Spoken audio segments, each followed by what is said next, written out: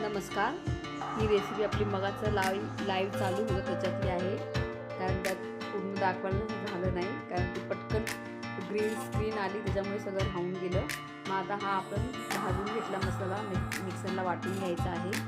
आणि तो वाटून झाला की नंतर ह्या कढईमध्ये थोडंसं तेल टाकले, थोडंसं अगदी एक चमचा तेल टाकले.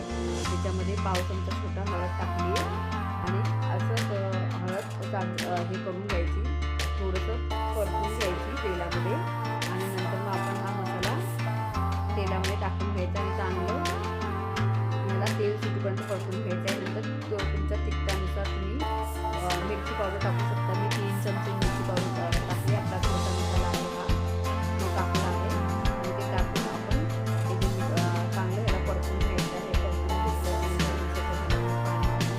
कारण मसाला वेग होतो दादा, म्हणून आपण पाणी कमी टाकून घ्यायचं आणि चांगलं तेल सुटेपर्यंत याच्यावर झाकण टाकून त्याला मसाला चांगला भाजून घ्यायचा आहे.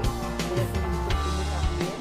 आता हे बघा भाजून झाला आहे, झाकण झाकून ठेवलं होतं, झालं आहे. आता आपण हे बघा मसाला चांगला झाला आहे, तर आपण भाजून आपण बाजूला काढूया. आणि नंतर मग आपण कुकर ठेवायचा आहे पायासूपचा.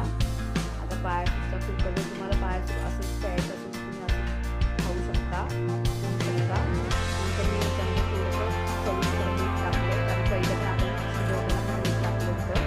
आणि आता मीठ टाकून आपला परतलेला मसाला टाकून घ्यायचा याच्यामध्ये आणि व्यवस्थित करून घ्यायचं. जर तुम्हाला खेकडीचं पायासूप शिजलं की त्याच्यावरती अवलंबून आहे.